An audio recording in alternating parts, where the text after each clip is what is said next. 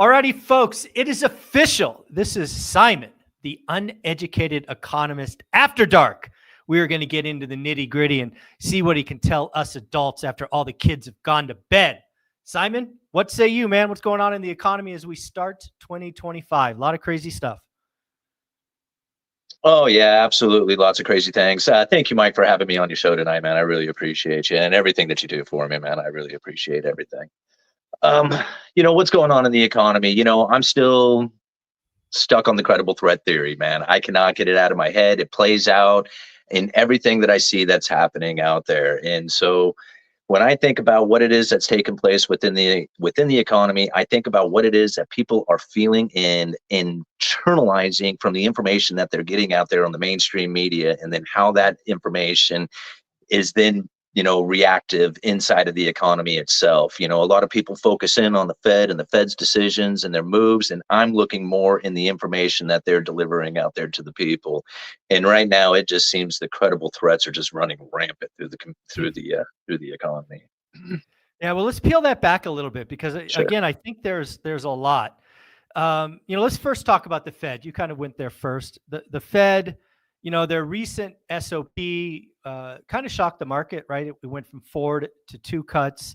There was actually one Fed president saying 0 cuts, but there's been a general acknowledgement that this SOP, this dot plot, was frankly crap because there wasn't a standard about assuming what policies the new administration could come in. So if you're having half the Fed presidents make no assumptions, and you have the other half making tariffs and migration and tax cuts and tariffs, making other. I mean, it's just a big jumbled mess. And oh, by the way, because the Fed is saying higher for longer, the 10-year is ripped. The 10-year went over 4.7 today. So what do you think the Fed is really trying to tell us?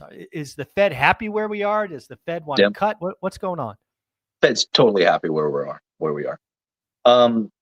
If you look at the Federal Reserve's long-run monetary policy strategy, they wanted inflation moderately above 2%. We're there, right? I don't know what moderately above 2%. They don't define it, right? But what is it? 2.7, 2.5, 3.0? What's moderately above 2%? I would assume that this is somewhere in that neighborhood. And since this is where they wanted to be, I feel that with the unemployment being low, well, to some people's opinion, I mean, I know that if you look at the real numbers out there, you would probably say something much different, but we're talking about monetary policy and the people who are in charge of monetary policy. What they are saying is that it's low unemployment. This is exactly where the Federal Reserve wants to be. Now, whether they can maintain this, stay here, or if it changes from here, this is their sweet spot, right? And so when I think about the dot plot, when I think about the forward guidance that comes from the Federal Reserve, I look all the way back to the interview that we did a little over a year ago. And I think about some of the information that was being delivered at that time with the credible threat theory in mind, where people, I don't even remember, like the dot plot was predicting 7 rate cuts or 6 something. or 7, yeah.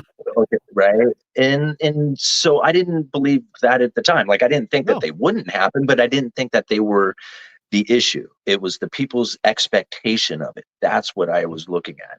And when you see that the people's expectation had all these rate cuts in mind, what ended up happening? We saw the mortgage rates coming down. That was all throughout 2024, right? As soon as they cut rates, what happens? Mortgage rates move the opposite direction. I don't look at the rate. I don't look at rate cuts. I don't look at that as the indicator. I look at the communication about that, because that's really what is now moving the markets. It's moving the people's expectations, and that expectations then is the fruition that comes to the economy. Well, let me ask you this question, because I actually think there's more and more Fed presidents looking at what might be coming after January 20th in the inauguration. There is no question that there could be, again, I underscore could be, some executive orders that are at least anticipated to be very inflationary. And, if that happens, might the next Fed move be up instead of down? I would only assume that if we have inflationary pressures that were to build and actually manifest within the economy, they would be forced to then react in that manner. If that actually is to occur, I really have to see it happen. I mean, if you have enough people believing that it's going to take place, then that self-fulfilling prophecy will happen. So really, the more people are expecting it, the more likely we're probably going to experience something of that. Now, Mm. is it actually something that is going to create inflation, or is it something that's going to end up maintaining an elevated inflation, right? Because inflation, the idea of inflation is coming down, right? Now, whether or not it is, and right, okay, like, okay. So the idea is that it is coming down, but if we have this elevated inflation expectation that goes into the future, well, then that will push the opposite direction on it, which actually could just end up maintaining this moderately above 2% inflation rate that the Federal Reserve is actually looking for. Yeah, in So, preparation for our call tonight, Simon, I actually read an article that just in the last 36 hours, the betting market has taken forward expectation of inflation from 3.6% to now over 4, right? The betting Mhm. market, to your point, if Whoa, more and more people are expecting it to go higher, we're going to get a Fed that raises versus cuts. you know, and I think another thing that we should probably end up discussing here, but it's not yet occurred, is that idea of the long run strategies and monetary policy. This is something that they had put into existence like what, 5 years ago, and it's like a 5 year long strategy plan. And right now they are going through the discussions of how it is that they are going to reestablish this new strategy. I think a lot of that is what people are anticipating the administration to have the impact from, right? So they're going to look at what the administration is doing and then they're going to figure out what the strategy is. So I think when that takes place, people are going to not understand what the changes were because they don't necessarily understand what the strategy is today, right? Mm. And so kind of having a longer term understanding of how the Fed strategy is really working and knowing that it's going back 20 years plus is then given an ability to then kind of push the administration idea a little bit back and say, okay, yeah, they're going to have an impact on this, but it's going to be more important to understand that they had this strategy that was going years ago that is now coming into a new existence that they are probably going to have to then change somewhat, like that, 2% target. Yeah. They're probably at some point going to have to admit that it's not a target, but a long Mhm. run, over, because they do already say that, they say it's a Yeah. 2 run over time, and they, Right. put that in there. But most people don't look at it that way. And so when they do this new strategy, I think that's probably going to be what people really need to focus in on. And, this is supposed to happen this year at some point, right? Yeah. Yeah. One of the things And I knew I wanted to that's a add. little hard to, Yeah. One of the things I knew I I was going wanted to say to that's ask. a little hard to understand and internalize as far as that goes, but I think that's going to be an important thing that's coming soon. Love that. One of the things I knew I wanted to ask you about, because again, you work in the lumber industry and you've been doing it for quite a while. And I have zero experience, so forgive me if this is just a stupid question.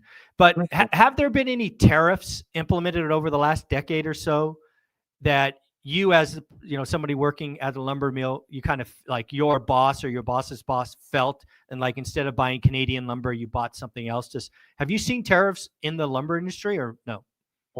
Oh yeah, absolutely. Tariffs runs rampant through the lumber industry, especially on the Canadian lumber. They have constantly being accused of dumping lumber, subsidized lumber into the United States, and so that's been an ongoing thing, like for a long time, right? Even before the first Trump administration, Mm. Donald Trump in his first administration inflicted a bunch of Canadian, lumber tariffs.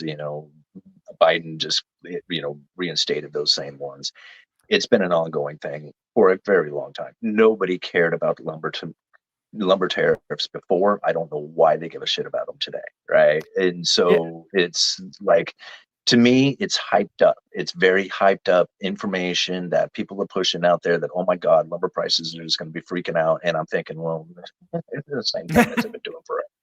So there is certain parts of that I think is going to be very impactful. For instance, they're like, you have to think there's a couple of different types of lumber out there that is used for different purposes, right? So here in the Pacific Northwest, we use a lot of Doug fir for framing lumber. I know down in the southern part of the United States, they use a lot of pine. right? So these two are typically the framing lumber.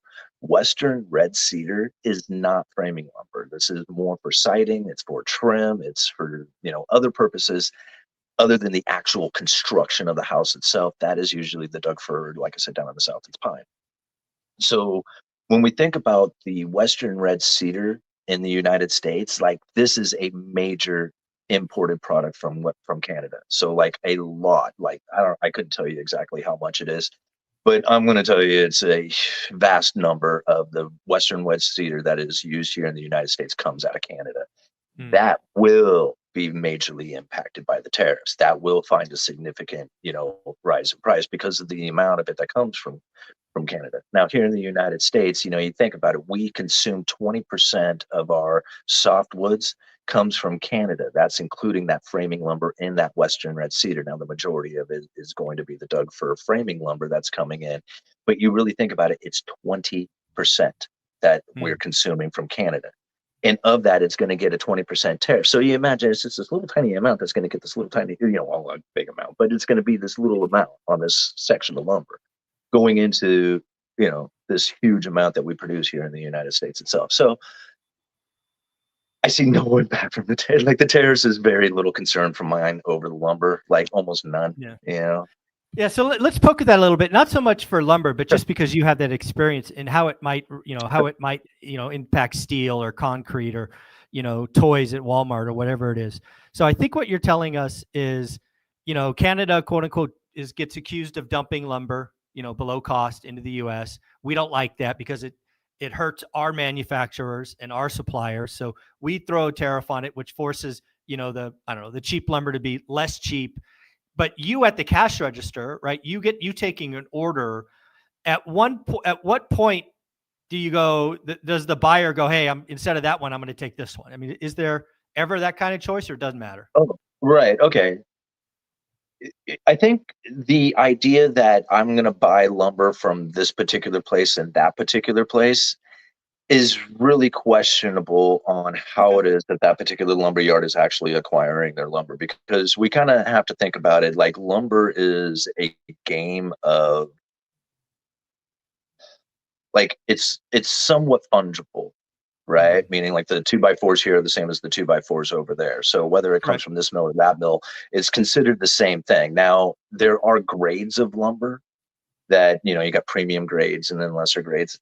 And then you have particular mills that just seem to do a good job, right? And so you find like, a particular mill, like when you get their units of lumber, it's just always really clean and straight and nice and whatever. They just have nice trees. I don't know, like whatever it is that they happen to have, they're a good grade of lumber. Now we, like, for example, we go through a buyer's group, right? So we have we're grouped in with a bunch of other stores who are all together buying like these big lots of lumber. Now, these big lots of lumber may come from a variety of mills, right? It may come some from this mill, some from that mill, whatever, because they don't really necessarily pick and choose what it is. They're just buying groups of lumber in order to distribute these things out to the rest of the yards out there. So in that sense, there is no real picking and choosing of that lumber in that way. But there is, like, you can go to a particular mill and say, "Hey man, I want to buy your lumber," and then you can load your yard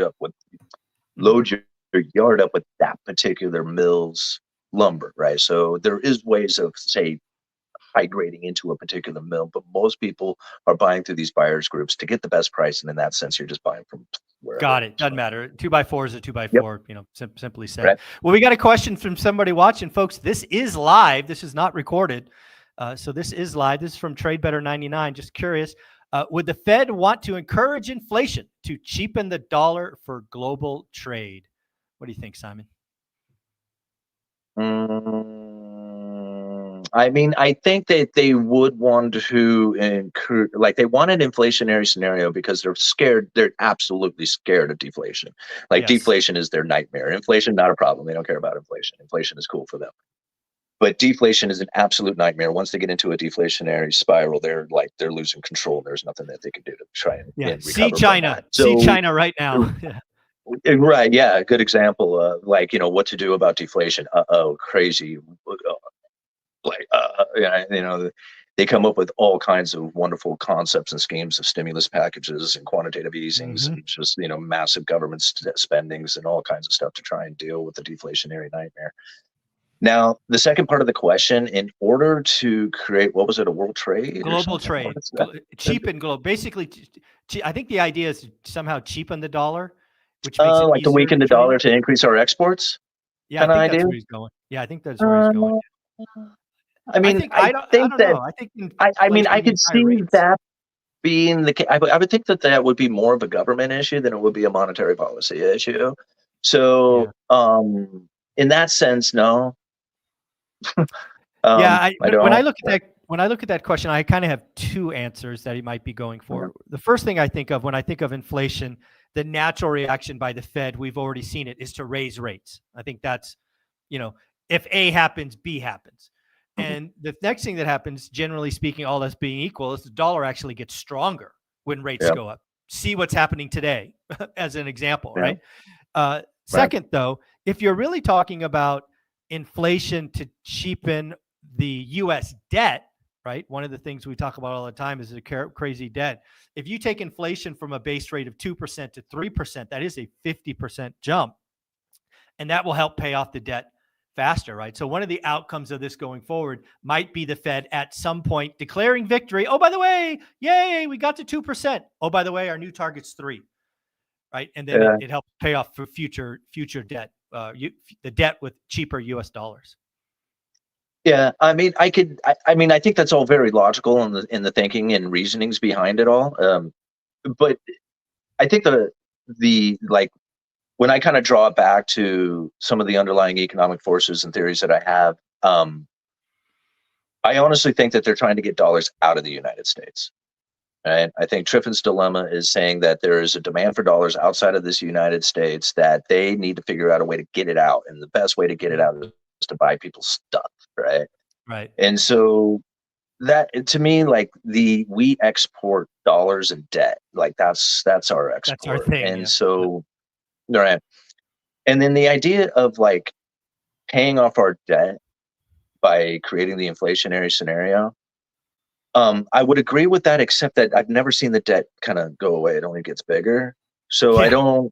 I don't like, I've seen inflationary scenarios, but the debt doesn't get any smaller. It only goes bigger. So I don't know if that's the actual strategy behind it, Yeah. because I've never seen the debt get, it never gets smaller. It only goes Yeah. bigger. So, Never goes down. No, um, I agree with that. so History's I not on kind the of, side. yeah, so I don't really see it like that either. I think like really the Federal Reserve is on a one-way street to try and create the liquidity to meet demand around the world. And I think however they figure that part out, um, they know that if they continue down the road that they are on, they will send the government into an unsustainable debt path. Now, they already said that they're on an unsustainable debt path, but they're not in an unsustainable debt yet. Now, I find that to be very odd, right? Like, which one is it? Are we on the path, or are we there yet, or we're going to be there soon? Like, how far away? Like, I got all these questions that come up from it. So it really makes me wonder. It was just like, okay, now the Federal Reserve is in a position in which that they need to figure out how it is that they're going to expand the money supply so they can get the liquidity out there to the world to meet the world's demand for dollars because of all the debt that's been created in dollars, right? Yeah. And if they continue down this path, they're going to send the United States into unsustainable debt. So here's the brick road that I see, right? Now people say, oh no, they're not going to be able to pay, and I get that part, like government can't pay their debts. Okay, it's fine. But this is a real debt. Like this is the real like brick road. Like this is the Federal Reserve saying, okay, now we can't really do this anymore. We can't increase our balance sheet if we can't have treasuries to buy, because if we buy the treasuries, we're going to kill the government. And now this is really where I think like the digital aspect is going to start stepping in, because the Federal Reserve already has the legal authority to buy foreign sovereign debt, right? And put it on the balance sheet. Now, I don't know if they can create like Federal Reserve note liabilities from that, but it would be really crazy to think that they could buy that debt of some European nation, put it on the balance sheet, and then print dollars on it. And it's just like, Oh, okay, now how does that supposed to go? Because now you have a menu of assets that you can buy that is vastly bigger than that of the United States government. And so Yeah. knowing that they already have this legal authority to do this, but they don't generally operate inside of this kind of forex position, like they don't deal in like currency trades and stuff like that. That's not what the Mhm. Federal Reserve is meant to do. That's like the government's issue. They do with some, right? They do currency swaps or whatever, but that's not really generally the position that they want to take. But that would be straight up the position that they would be taking. So anyway, Yeah. that's how my stance on this. Yeah, pretty crazy. So I'm gonna go. To one of your videos. I do have your channel, Uneducated Economist Stuff. Go check it out. Go subscribe. It's awesome. And after this, I'll go back to the live stream and take a question from Chris.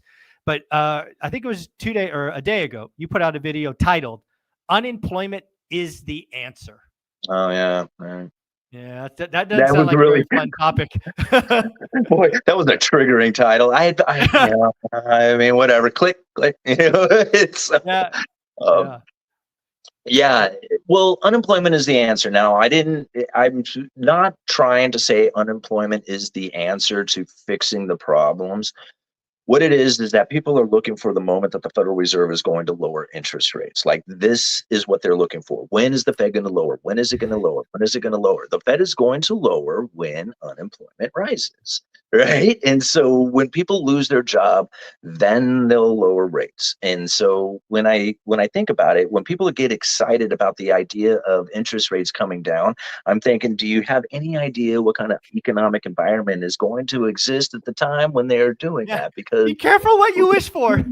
yeah, be careful what you wish for. So this is the reason why I put that triggering title out there, that in order to get people to understand that if you are really wanting the Federal Reserve to lower interest rates, you're going to have to lose your job. Yeah, Right, because that's what's yeah, gonna get them to lower rates. And yeah, and that's the unfortunate thing about it, and that people have now taken on this idea is that bad news is good because it lowers the rates, right? Good news is bad because now they're going to keep the interest rates elevated. And so and this is such a backwards thinking that has now come to our economy and to the way that people look at the Federal Reserve and how they operate, that we have this literally wishful thinking for bad economic times so that the Fed will lower rates. yeah. It's wild. It's wild. And again, I think I'm on record kind of talking about 2025 that, my current call is 0 rate cuts for the first 6 months. And there's a Ooh, non-zero chance that we will have 0 cuts for the year, because I do think we have this kind of, sideways it won't be fun. It won't be booming, but it also won't lead to, 2 million job losses and exploding unemployment rate. At least that's my hope. I think a crisis where unemployment goes from 4.2 to 5.2 it's not a good thing, right? It might get lower rates, but that's, 2 million people without a job. That's not a great thing. no, it's terrible, and that's Yeah. where and I think that's probably why a lot of people were predicting recession that we never really experienced is, we actually seen quite a bit of layoffs, right? Like, I mean, it was like a significant amount of business shutdowns and layoffs, and like, what most people would go like, dude, if you just look around, it's kind of chaotic out there, and that's absolutely right.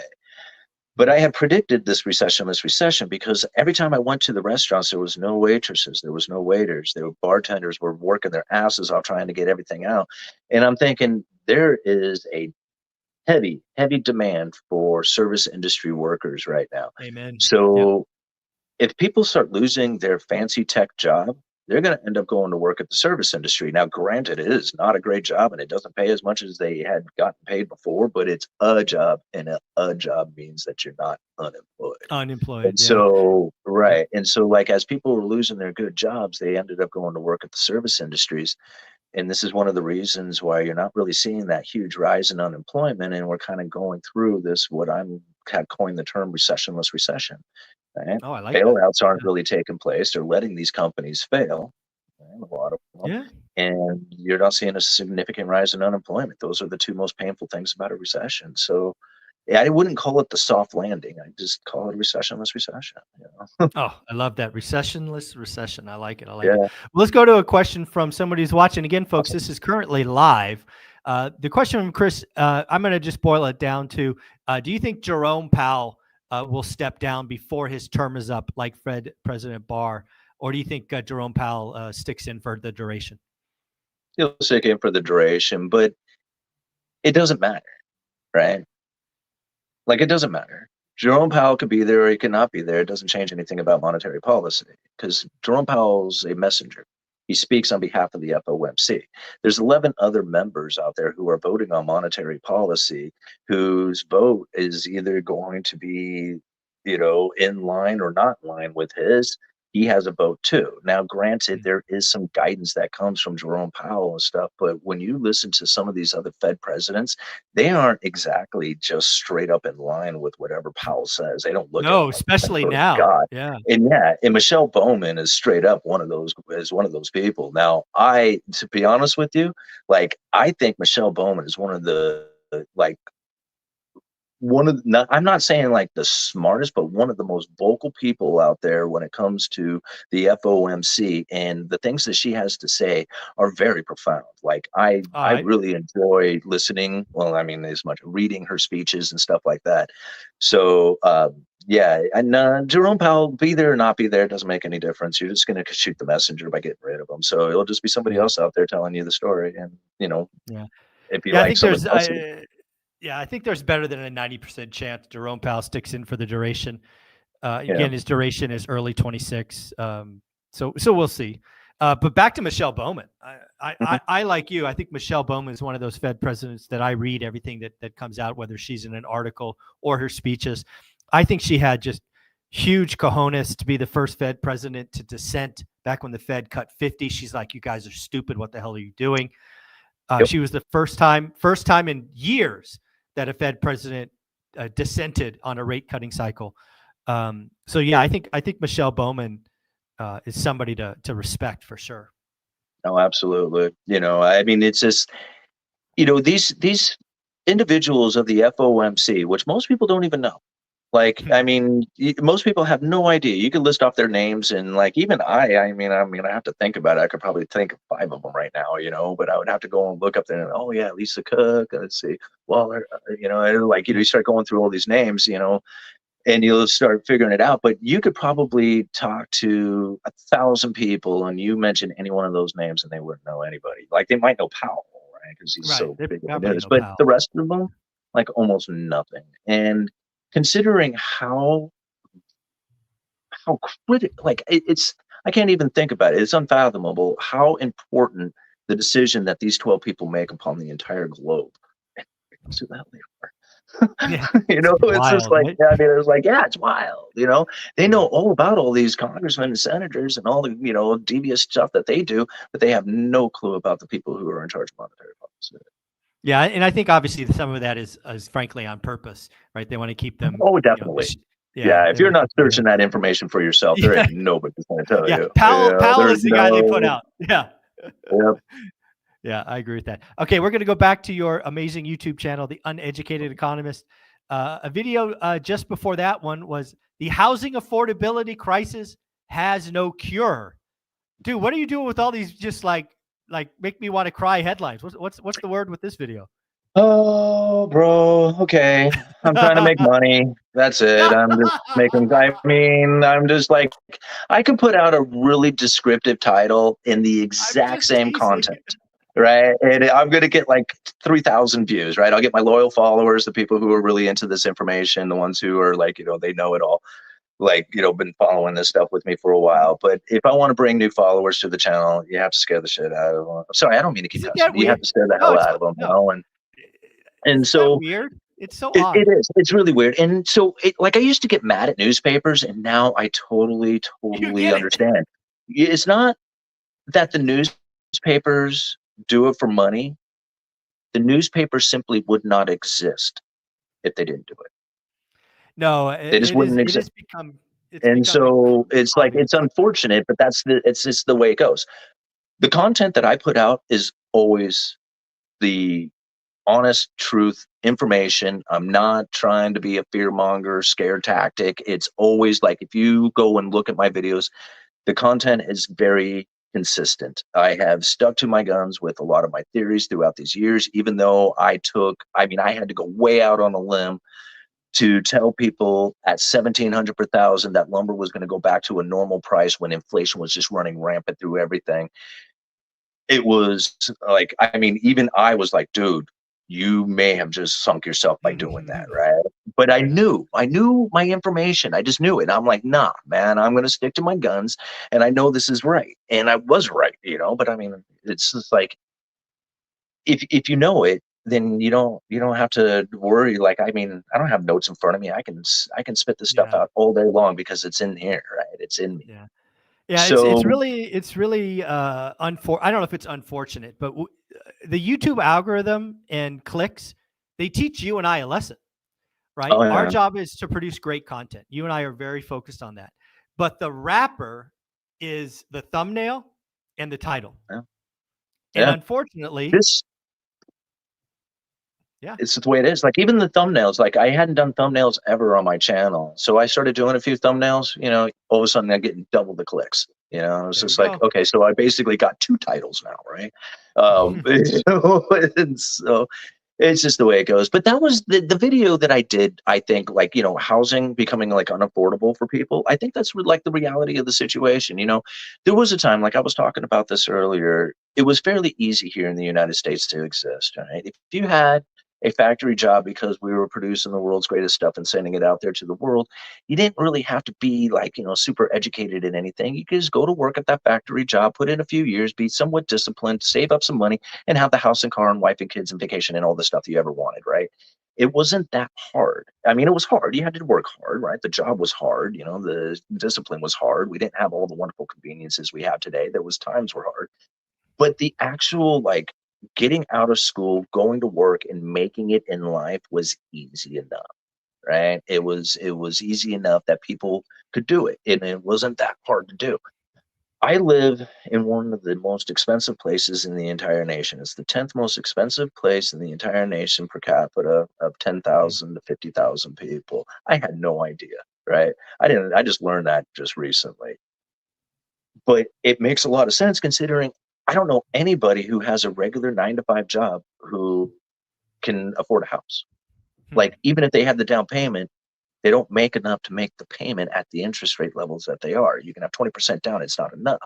You know, 20, 30%, it doesn't matter at this point. Like, you can't save enough in order to put down and to make the payment on these higher interest rates when you have a 9 to 5 job that just isn't going to cut it, right? Mhm. So you have to go to like some other place, figure out some other way, or figuring out some other income, or start doing like what you guys teach out there, the house hacking, Mhm. the, the networking, the grouping. That's the only way, because the way that our grandfather did it was he went to work at a factory or even the gas station and stopped by the lumber yard, picked up a handful of 2x4s, pieced his house together over the course of the summer, and it wasn't that difficult for him to do. He didn't even need to be a carpenter to get that thing done. Acquiring a house back in the day wasn't a problem, right? It wasn't a problem. It wasn't easy, but it wasn't a problem. Now it's a problem. It's hard, Mm. right? And it's hard to do. So I didn't put that video out there to be like scary. The video is to say, hey, you need to figure out another way. You need to figure out this approach. You need to change your strategies around. For me, like, I took in the idea, keep my expenses incredibly low as I possibly can, drive really crappy cars, never don't go out to eat, don't do anything with your money, save as much as you can, get it as much income as you can possibly take. And I was able to get into a house in that sense. It took everything out of me. It took Mm. everything out of me. Like, I had $300 left in my savings account when I finally put the money down on the house. And I felt deteriorated. I was just like, man, this sucks. This house is going to go underwater now because the interest rates are going to go up. And I thought for sure it's like the most horrible thing I did. I was just second guessing myself the entire time. Here it is 3 years later, figuring it's probably the best decision I think I've ever made. Yeah, So yeah. I talk to 10 or 12 millionaires every week, and there's one thread that goes through all of them. Well, actually, there's several threads, but the first one is all of them had some form of hard sacrifice in the beginning, whether it's living on ramen noodles, whether it's selling the big house and living with in-laws, whether it was house hacking with your wife and kids. It's hard. It's not impossible. It's just hard. And it is where we are today. But when I think about housing affordability, one of the things that I've done is I've studied history. And whether we like to say it or not, housing is not the most unaffordable ever. It's getting close, don't get me wrong, but 1981 is still the most unaffordable time on record. And the crazy thing about 1981 is we still did about half the transactions. So we went from 4 million to 2 million transactions, but prices still went up, which really drives people insane. Like, how could that be?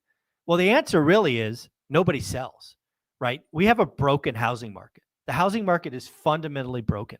What happened for decades, buy a first home, live in it for 8 years, build some equity, pay down debt, sell that, buy the next one, is flat out broken. We are going to see the lowest turnover, which turnover means, how long you live in your home, right? The average today was 8 years in 2019. I suspect it might be 15 years by 2028, 2030. The housing market's broken. People who thought they were going to stay in their entry level home, it's now their forever home because they can't afford to move up with higher rates. And that just busts the entire housing market because there's not enough low end inventory. Yep. No, I totally agree. Like, I think a lot of people were thinking of the housing market crash as being like prices falling. And I think really the housing market crash is the lack of sales. Exactly. Do you guys know that if you look at US GDP, real estate as a collective category makes up 12% of our GDP. We have taken 12% of our GDP and cut it in half. Think about that, right? Roughly half, about 40%. Real estate's in a depression. Mortgage is in a depression, right? It's other parts of the economy, leisure and, hospitals and things like that. Government are growing, but yeah, real estate's in a depression right now. So yeah, transactions are a big deal. And it's kind of funny that you bring that up, that how leisure's doing well. Like when I think of leisures, I think of luxuries, right? I think of luxurious experiences. And that is literally like when new money comes in, what happens with that new money? And as you have a separation between the rich and the poor, it's really because of the luxurious experiences and the items that people are buying out there that is creating that. You have domestic manufacturers leaving, foreign imports coming in, and it just seems to get worse and worse because of it.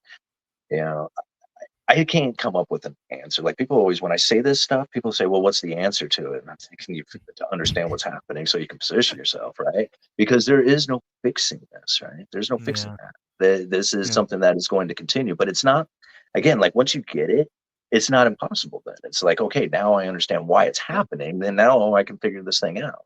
So once you know the rules, you can play. Right, exactly. And even better, it's like it's better to understand why it's happening than to figure out who to blame, right? Because like I don't know what are you going to do with that information once you figure out who to blame, because now what are you going to do? You blame them some more. You got it's like I just don't. I actually, it's funny. I heard a line the other day, and I can't remember exactly what it is, but I'm going to paraphrase it a little bit. But it goes something like this: it's amazing how the only people who scream injustice are the irresponsible elements of society. They scream injustice when they want to profit from other people's success. And I tell you, when I heard those lines, it's something like that. I thought to myself, man, that is exactly the way it is. No matter who you are, like if you are looking down on people who like are lazy asses who aren't doing it, you would say that. If you were one of those people looking up at some, corporation or whatever, you would say the exact same thing. And this is where I think a lot of people misunderstand the blame game, right? They scream injustice because they want to profit from other people's success. Yeah, I love that. I love that line. I'm going to go look that one up. We got a question from David. It's actually a question I have never been given before, so I'm going to put it on screen and see if you want to take a shot at this. Is Dogecoin going to become the global currency? Absolutely not. Yeah. Sorry, man. I love Dogecoin. I have a bunch of it. So I mean, I like you're cryptocurrencies. Yeah. I wouldn't necessarily. I'm speculated, right? And so, good point. And but yeah, like I like the cryptocurrencies. I like tokens. I like the altcoins. I'm pretty much Bitcoin kind of guy, right? So like I don't see anything that these other coins are doing that Bitcoin can't do or will someday do in the future. When it comes to Dogecoin being like accepted out there in the world, I could totally see it. Like, I mean, it's like loved by the Reddit community. Elon Musk loves pushing it. All these people out there are liking it. Okay, so it's like, you know, this networking effect could, you know, take place with the Dogecoin. Here's the thing. No, nothing out there can replace the US dollar.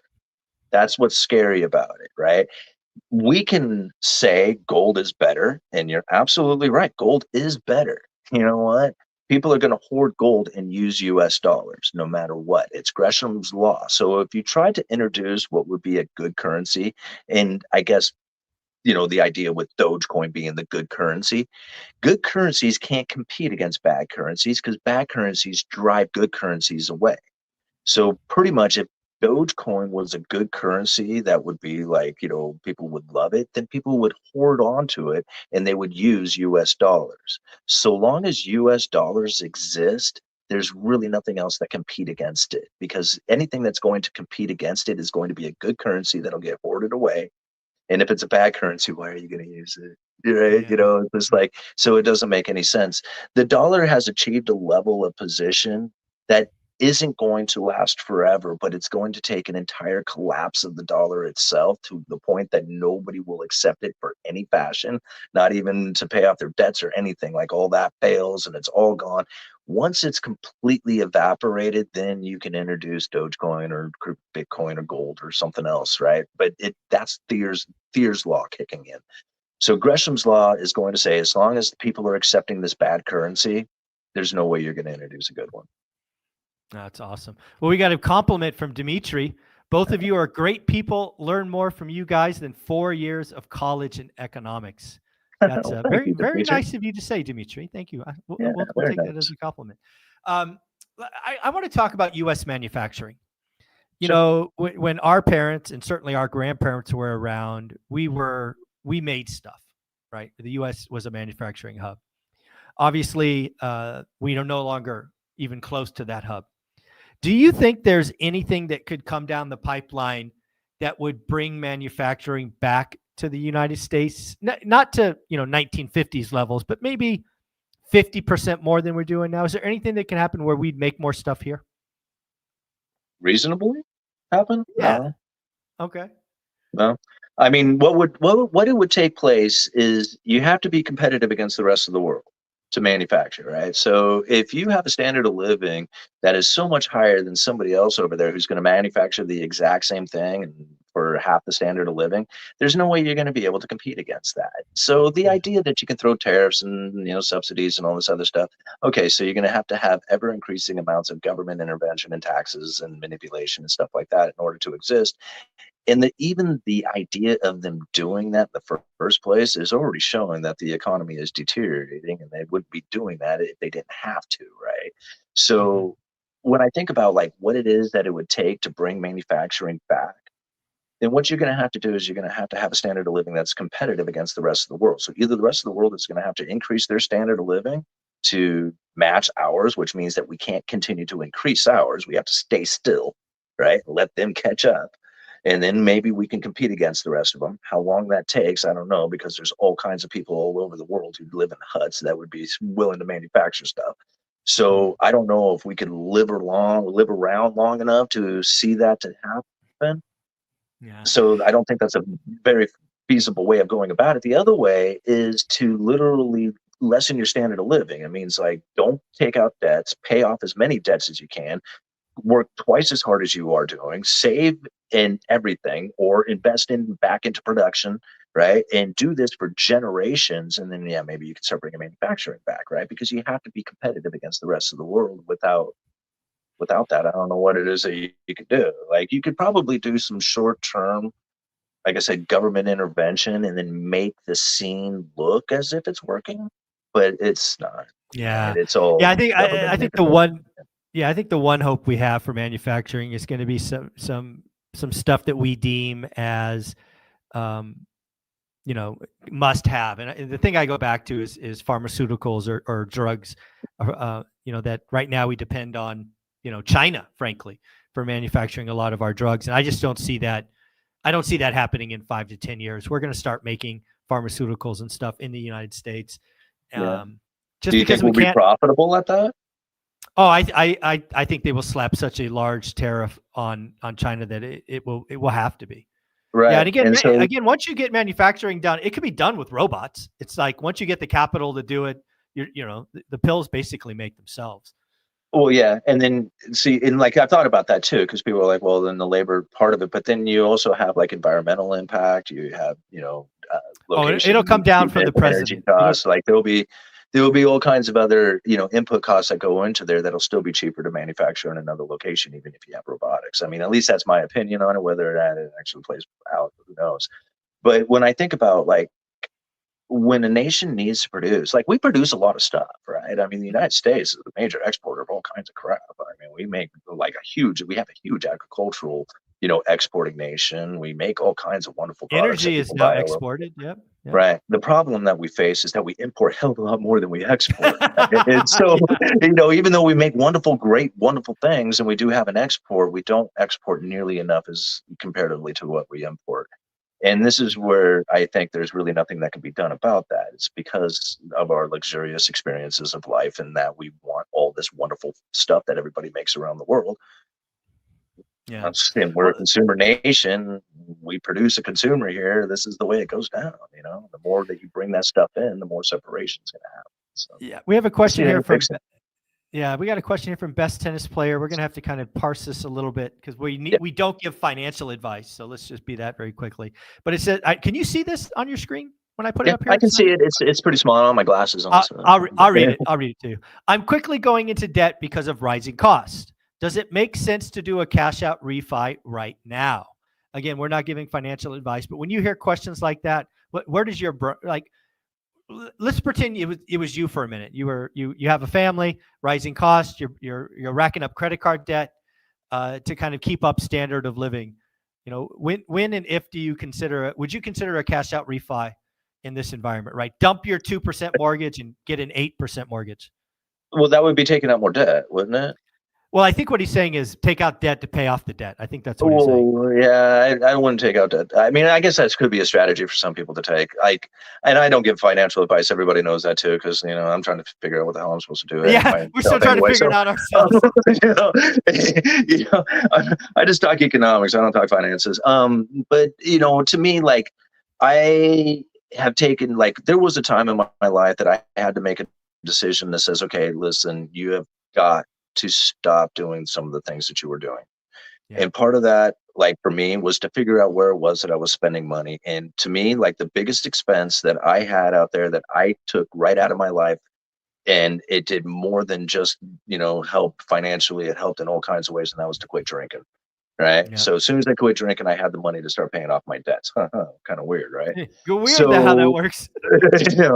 So it took a long time, and there was issues that came from, being an alcoholic for as long as I was, and then trying to deal with the mental issues that come from giving up alcohol.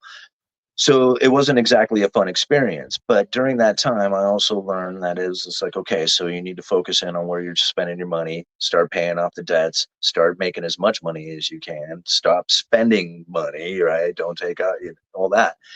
Start becoming disciplined, and you'll be amazed on how quickly things start rolling in your way, right? Pretty soon you're not taking out any more debt, you're paying off your debts. You're willing to take $20 down to the bank to put down on your credit card because that's what you're supposed to do with it. You start living that sort of life, and you don't have to make any dramatic changes.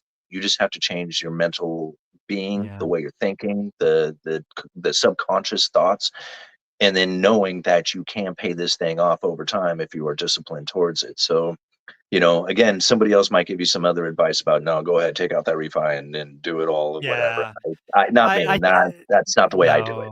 No, generally speaking, and again, these are all generalities. I don't know the person asking and not giving financial advice. But if this was me, generally speaking, I would not take a out debt, secured debt, real estate. Your home is a secured debt against unsecured debt, right? Credit cards and unsecured debt. If you don't pay your credit card, they screw your credit score, which hurts. Don't get me wrong, but they don't take your house. If you slap more debt on your house at a higher interest rate, you're putting your family at risk. And the last thing I want to do as the man of the house is be worried about where my daughter's going to sleep at night. I don't give a Yeah. shit about my credit rating, right? Compared to where my daughter's going to sleep. I mean, it's not even close. But back to the point you made, Simon. One of the things that Olivia and I had to do back in 2001 and 2 was we had to look at where our money was going. On paper we made, 6 figures, but we were spending 6 figures and we had nothing to show for it. We were one paycheck away from bankruptcy. So we had to have these real hard, they were painful conversations about what basically boiled down to what's a need and what's a want. And it takes a long time, but after whittling that down and keep open communications, we both had to make sacrifices. We made sure our daughter was good, but we ended up getting our spending down to about 50%, which allowed us to create the seed capital that became one rental property, right? One rental at a time. So it's all hard, man. It's all sucks. It's not fun in Yeah. the beginning. At the beginning sucks.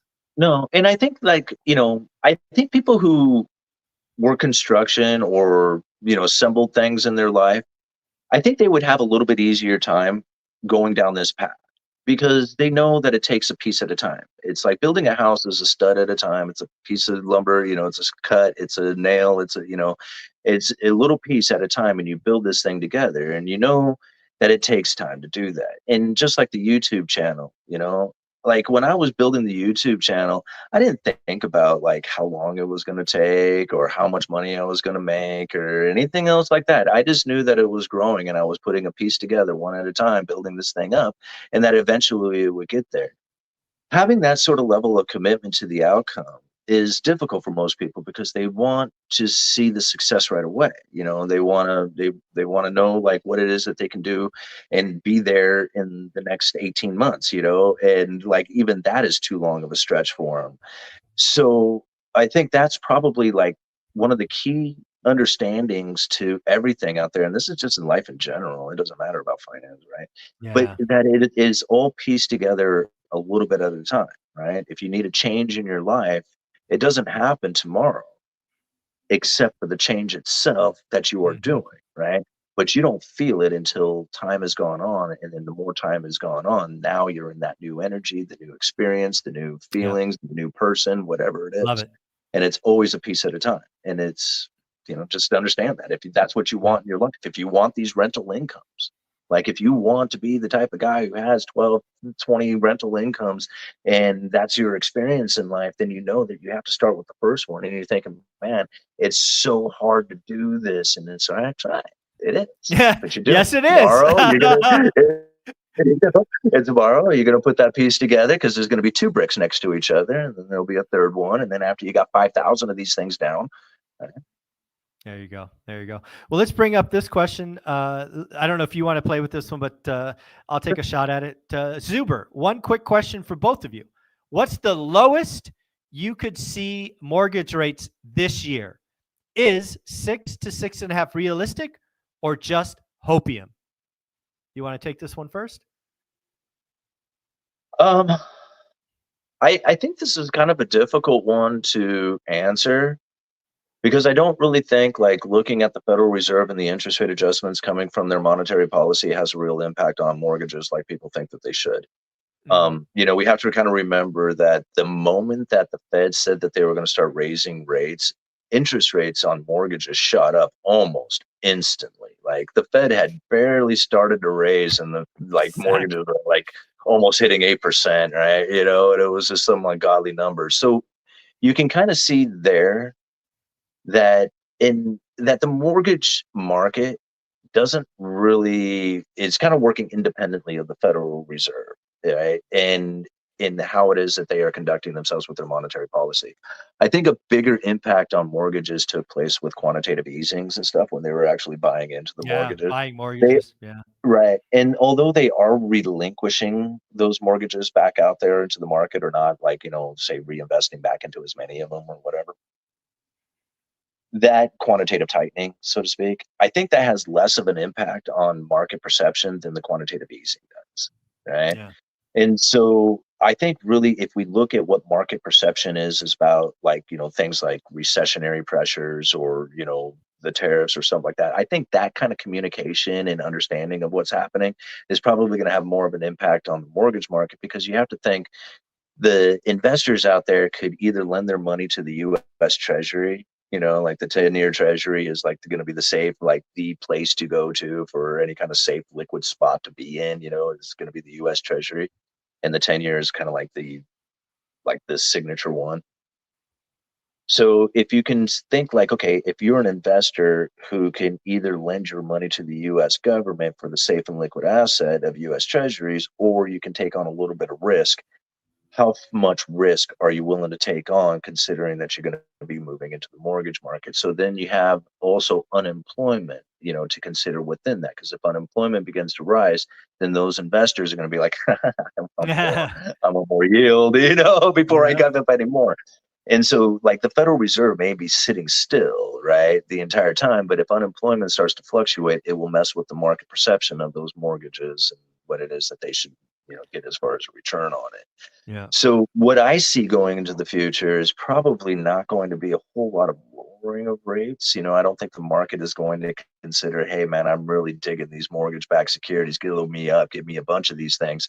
I think they're probably going to be somewhat cautious of these things, and so therefore you're probably not going to see them coming down, a whole lot. But then again, unless we run into some really serious economic times, and there's no reason for them to like hate them, and therefore watch the yields rise, I think it would be, I think it's going to be like unemployment going to be the thing to watch. If that rises, you'll probably see the mortgage rates rise. I like that. Well, I'll give you two answers, DCF. One you're going to like and one you're going to hate. The first answer I'll give you the one that you love. Yeah. So here's the one you're going to love. His name is Barry Habib. Barry Habib is a award-winning economist. He has won an award called the Crystal Ball Award for correctly calling mortgages twice. So he's legit. Look him up, Barry Habib. Barry Habib, I just saw a presentation from him today, as a matter of fact. He is actually calling for mortgage rates to be 5.8% by the beginning of Q3. Now, how does Barry get there? Just so we're clear, this is not my call. I'm giving you the one that you're going to like. Barry Habib is basically saying we're going to get to 5.8% in 6 months because of two factors. One, what has historically been the spread. If you don't know what the spread is, that's the historical average between the 10-year note and the 30-year mortgage. Historically speaking, for decades, it was 175 basis points. During the last 3 years, it has been as high as 310 basis points. Today, it's about 260 basis points. So the first step in Barry Habib's call of 5.8 is we're going to see the spread go from 260 to 2.25.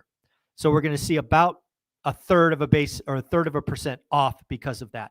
Second, the 10-year note as of this today hit 4.71. Barry believes the 10-year will be 3.6 at the end of June or the end of Q2. So if you take 3.6 plus 2.2, you get 5.8. That is Barry Habib's call. DCF, that is for you.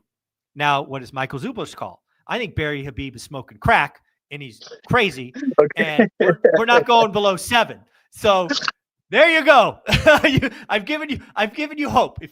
If you want low rates, Barry Habib. If you want my opinion, he's on crack, and we're staying above 7. So there you go. Well, okay. Well, let's try and like, consider that if it's going to go down to 5, like he's assuming that interest rates are going to come down, which means that there's going to be some sort of approval for investors to be moving into U.S. Treasuries, which doesn't necessarily seem to be like the narrative right now. Right? Like, I don't know. Certainly not early. Not early. I mean, I guess that could happen, but like, I don't necessarily see that within like, kind of like the people's expectations. It seems to me like people are going to be a little bit more concerned about going into the future, and they're going to demand a little bit bigger return on their investment, which I just think interest rates are going to be up because of that. So, I mean, the market money, debt does not like uncertainty. And right now we have a lot of uncertainty going into at least into Q1, probably into Q2. So I cannot fathom 3.6% 10-year note. But again, Barry Habib's he's got the hardware. He's got all the Yeah. awards. I have none of them. So Yeah, that's there true. you go. Me neither. What do I know? I'm the uneducated economist, but this some of the things like that I've like kind of picked up and thought about over the last 10 years, especially since the great financial crisis. All the economic models that people used to use back in the day, I think, are now ineffective in a lot of ways. Like, even just something as simple as the uninverted yield curve, or the yield curve inverted and going uninverted.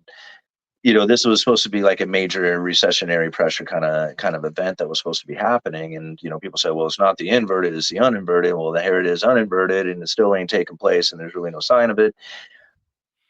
Even that interview that you did with Claudia, by the way, that was excellent. Yeah, Claudia Somm is legit. Yeah. But even like the Somm rule didn't really play out very well. And these were all like economic indicators back in the day that used to work really well. But I think that was back when we actually had a monetary policy that was still functioning in a fashion that people actually recognized, which was the use of interest rate adjustments and unemployment rates and stuff like that.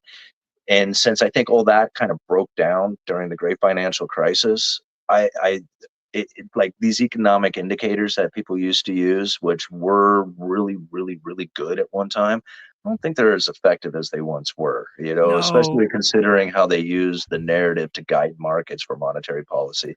So, would they still work? Sure. I mean, I guess Yeah. they could, I don't think there's anything wrong with them. I think they're great indicators, but I don't set my beliefs upon them. No. And again, just to close on I want to be very clear. I have the utmost respect for Barry Habib. I think he's obviously the best caller of mortgages. He looks at them in ways that very Oh secure no. enough, in my own Okay. opinion, to say, that's Right. that's not what I see.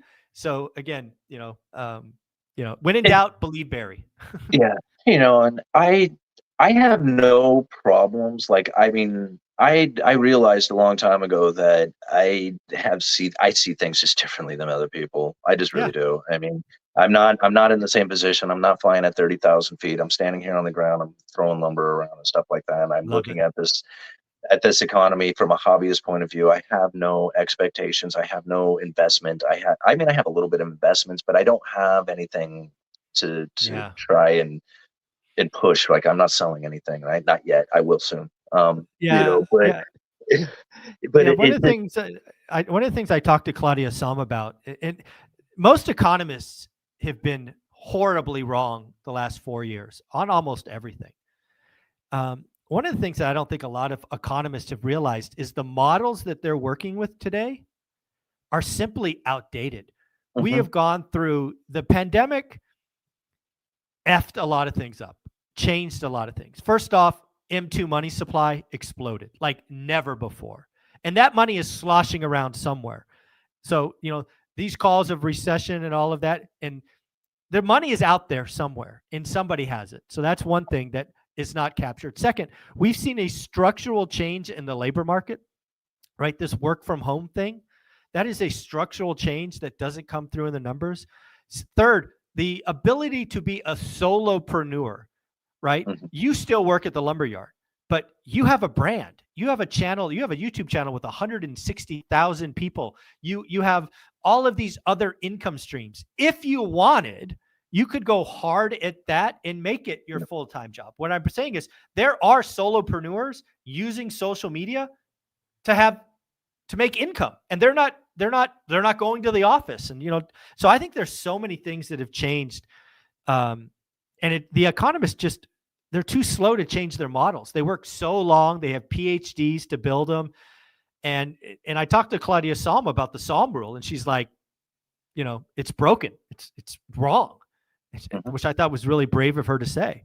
Well, Um, absolutely. I mean, well, I think it's a good thing to look at and then understand why it happened, though, why it doesn't right. work as the way it used to. So I think it was an excellent economic indicator. I mean, you go through history and it's just like, Oh, nailed it. Bam, bam, but bam, bam, bam. I mean, it was just like awesome. I mean, I'm even looking at it going, geez, how do you argue against this thing? I mean, Yeah, it was yeah. just like, It's and then 100% accurate. yeah, right. And then here the first time it isn't. And so to me, like, I mean, I again, I look at the economy in my own new way. Like I don't have anybody else's style or system, or I didn't take a class from anybody. None of that stuff. Everything that I learned organically from just research and typing it out and going to look for it all. And so when I started like really breaking down monetary policy and started understanding how it was that it was failing the Fed, like I don't know, like people say, oh yeah, the Fed screwed up, they don't know what they're doing, they failed. No, that's not what I'm saying. The Fed failed. Like they didn't have monetary policy anymore. They were at the lower bound of zero. Interest rate adjustments was no longer an effective tool. This was 100% their main tool. And it was gone. It was literally gone. It's like literally going to work to go as a carpenter and you can't find your saw or your hammer or your nail guns or your compressor. It's gone, right? How the hell are you going to do this? You can't. They knew that was coming. Right. And because they knew it was coming, they were able to develop a way of communicating that was then going to guide markets for their monetary policy. And so since that happened, all the economic indicators that we would expect to work don't work because they're not conducting themselves the way they used to. But nobody knows that. And that's what's scary about this whole thing, is that it's like the biggest gaslighting in history. I can't explain it any other way, because they come out and they talk about things like inflation targeting, but yet their real goal is something called asymmetric flexible average inflation targeting, AFIA. Like it's just like this huge acronym, right? Flexible average inflation targeting. And so as I sit around and I read that and I'm thinking, okay, well, eventually people will be talking about this. And here it is 4 or 5 years later, and nothing, not a whisper out there on the mainstream media, nothing is going on about it. And I'm thinking, this is it, credible threat theory, right? It works so well. And now I got the credible threat theory from Ben Bernanke's speech from 20 something years ago, because he was talking about deflation and how to prevent it from ever occurring here in the United States. And he said, we will run into the lower bound of zero and we will not have monetary policy, but that's not the problem. We will be able to fix it. Let me tell you the story about a guy who invents a gold machine. And with this gold machine, he could produce as much gold at will with very little cost or energy. And the moment that information gets out to the public, it would dump the price of gold immediately, even before the guy produces a single ounce of gold or even has the machine to do it. The credible threat alone would be enough to move the markets. That is what he described as the tool that they were going to be using going into the future. Here it is. This is it. So I don't look at like Federal Reserve cutting of interest rates as the big deal. Everything has to come down to about the communications. And when you listen to the communications on the mainstream media, and then you go and you read the speeches, you realize they're talking to two different people here. They got one where they're talking to the markets and the other one where they're talking to the other central bankers out there. And man, once you see this, it's like this aha thing going on within the economy. It's just like, man, this all makes so much more sense now. Right. You don't like, the Fed doesn't try to make the Democrats win. That's like ridiculous. I don't know how many times I would hear that pouring out on my channel, and I'm thinking, God, guys, please get off that. Right? Try to see this for the reality of what it is. Yeah. I am curious about something. You brought up the election a little bit there. It looked like there was a big uptick in based on the small business survey post-election. We just got the JOLTS report, which looks like there's some follow through with small businesses opening brand new recs. It was up 300,000 more than expected. I'm curious, post-election at the lumber desk, did you see more people ordering wood? Did you see more people starting new projects, or nope? Now, post-election, here's the thing about like the decision to build a house. The moment that you decide that you're going to build a house, it takes a long time to come to existence, right? Okay. Unless you happen to have the land, the money, like ready to get permits, ready to go, got contractors lined up, all this other stuff. Generally, like the moment that you decide that you're going to build a house is probably going to end up being a year or two down the road before you actually do it. Now, if you're ready, like you're like, you're waiting, you're like, I'm going to sit here right with finger on the trigger, ready to go, right? That's a different story. I know a guy who builds all in cash. Like he buys a chunk of land, he can have a house up in 3 months, right? It's like he doesn't screw around. So the possibilities are there that people would make that decision. But when I think about, generally speaking, with the average person who's probably going to end up taking out a loan to build this house, or a major project like that, and then having to line up contractors and the time that it takes to get the bids and get the material list and get the approvals for planning and get the permits and get everything going. It doesn't, like, I mean, there's people right now who are probably still trying to figure out how it is to Yeah. get a permit. So Yeah. Gotcha. it's like that doesn't happen like overnight. I think that takes time. And really, the downward trajectory in permit issuance that has been taking place in residential housing for the last 2 years, I think can really be seen as a reason because of the increase in completions that has taken place. Hmm. So, like, if you were a builder and you are finishing up this home and it's not selling, what is likely that you're going out there to start another? Right. And that's where I think, like, we are facing right now is that all these people are seeing like this massive rise in all these completed homes out there. And they're like, oh, the whole housing market's coming undone. Right. And all these new Mhm. houses aren't selling. And I'm thinking, no, you're right. You're right. Because we have a really major slowdown in real estate that's taking place right now. But eventually those new completions are going to peak and they're going to start Mhm. coming down because the building permit issuance and starts have been dropping for the last 2 years. The Yeah. delay in completing homes due to the COVID pandemic and the supply shortages and everything that happened left a backlog of incompleted homes that are coming into fruition right now. So again, like, as these homes get completed, and they seem to be abundant, they will peak. When that happens, we're going to see a completely different market taking place at that time. Yeah, it's really Where funny because this same thing's going on in multifamily and apartments, right? There was this whole push to build multifamily. We have more units coming online right now than we've had in a while, which is a problem today. But once those are absorbed, and they will be, there's nothing behind it, right? All these permits to build these, there'll be years with no production. Guess what happens in that environment, folks? Mhm. Right. Again, limitations. Like, it's going to be a nice environment for some people going, oh, look at this, all these cheap rents. This is so awesome. All these land, right? And then that will 2 years eventually later, fade, right? And eventually that will bottom out and it's going to move the other way. And, you have to think, like, you can't just throw apartment complex together. Like, you can't be, no. it's like, I mean, just to get the city to approve it is like, before you even start anything else, just to say, hey, I want to do this project, right? Just getting Mm, to that point is difficult. Then all the rest of it that comes after it, I mean, it takes so long. mm. And, I think this, like, it's really a very telling sign of what is referred to as the bullwhip effect, right? Yep. The oversupply to undersupply to oversupply to undersupply, and the housing market moves so slow on account of it that it, like, literally will take forever to find equilibrium. Yeah. And I mean, not forever, but a very long time. And yeah, yeah, I Yeah. don't like. I don't. I'm not encouraged for the next couple of years. That's the only thing I guess I should say. Lumber is down, and there is a limited supply of it out there. If there was any pop to home builder demand, the prices are going to skyrocket, and the house prices are going to get very expensive to build again. So Mm. it's like, to me, this is not a very good sign.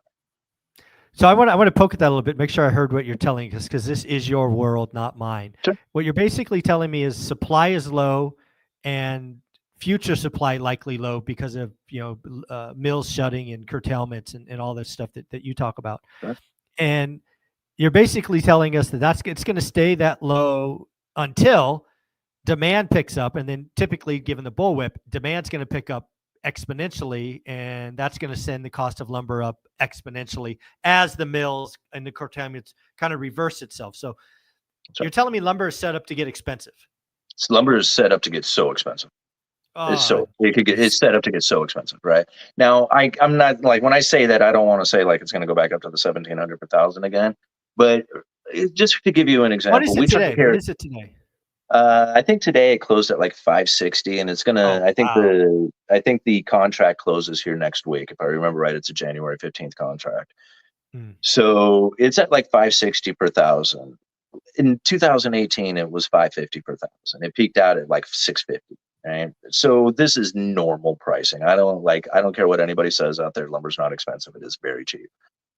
Now, with that being said, because it is as cheap as it is, you can imagine all the input costs that go into the mill. Like everybody got raises, gas is up, energy's up, Hmm. rent's up, all this stuff is up, but the lumber prices are low. So you think that the lumber mills are going to be making a lot of money at 550 per No, thousand? Of course not. no Now there's chance. some of them out there that do okay, but most of them are going to be like, hell no, we're not producing at this.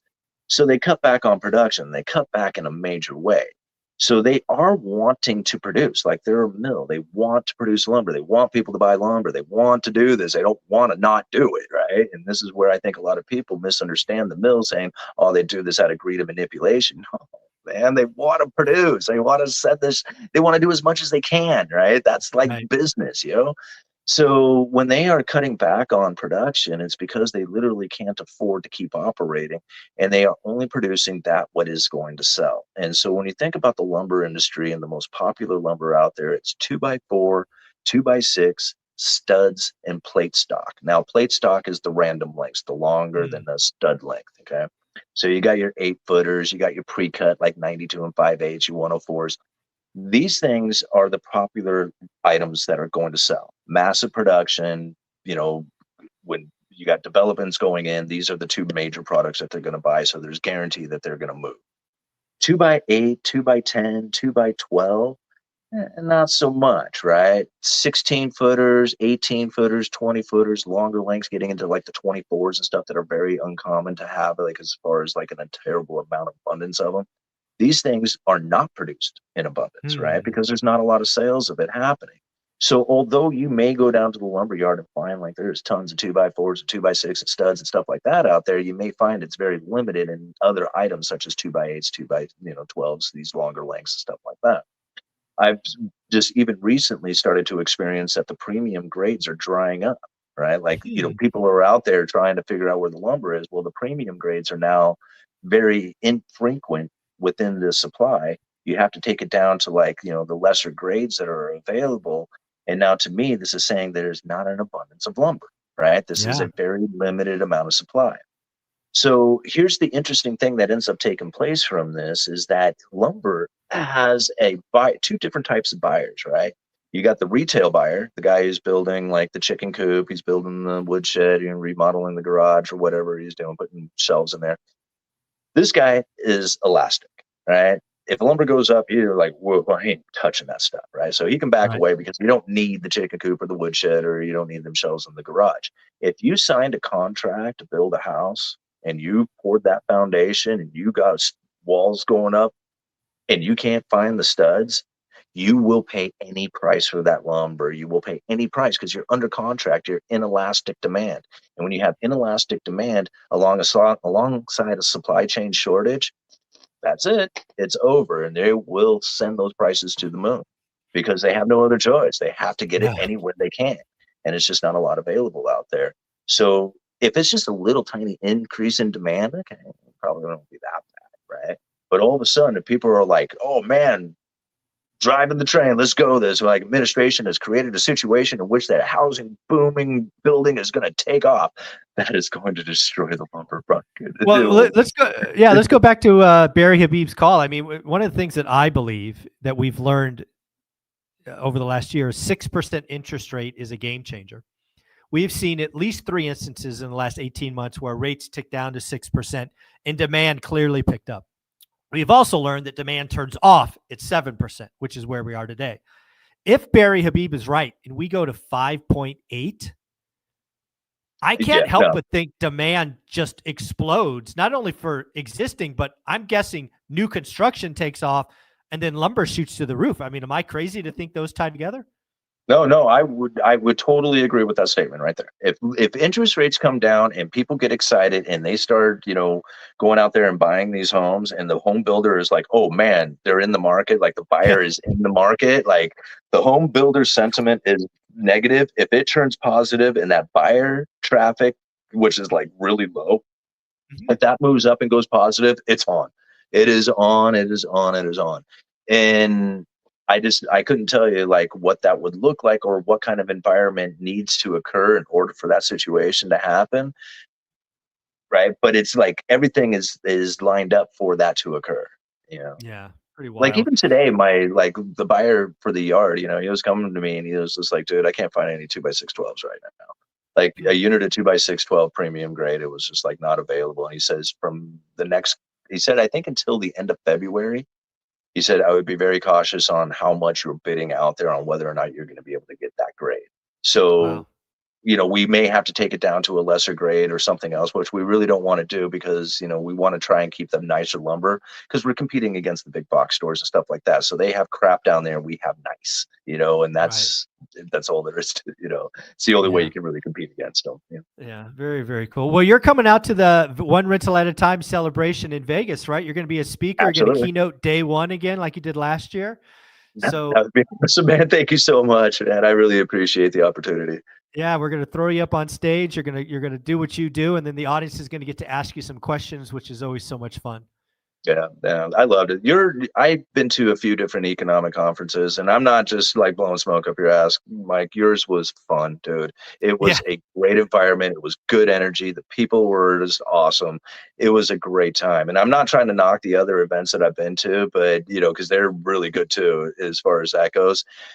But yours like really had this connected family feeling of like Yeah. just wanting to be there. Like everybody that just like literally, I mean, everybody wants to be there, but it was just something different that was going on. You have a Yeah, the different energy, of audience, course. the audience is amazing. They're like a little family, right? That Mhm. comes together once a year. It's pretty awesome. Just so you know, we will have that podcast room in the back again, so I'm sure you'll be tapped on the shoulder at least a couple of times to go back into the podcast room. I do that Oh, for my guests because I don't pay anybody to come, so I might as well put something together. You can create some content, so just know that will be there for you as well. yeah, appreciate it, man. Thank you. Very cool. Well, you guys are on my channel, so where can people find you? I'm on YouTube for the most part. I have the other social medias, but to be honest, I'm just not very active on those. I don't have a whole lot of time. I have a full-time job working at the lumber yard. I do, YouTube full time. I have side gigs that I'm doing. So trying to be active on the other social medias, which I would love to be, like I really would, but I just don't have time to be there. So I try to be as active as I can on YouTube in the comments section and in there. Um, I do try to answer the emails. Sometimes I get a little overwhelmed, but you can always send me an email at uneducatedeconomist.com. So that's probably the easiest way to get a hold of me. But yeah, following me on my channel, Uneducated Economist. That's pretty much where Yep. I put all my content out. So, Yep, folks, if you're not following him, do yourself a favor, give him a follow. Wealth of Knowledge does this stuff live. I love the fact you do it live in the car. It's amazing. Simon, keep it up. Take care. thank you, Mike.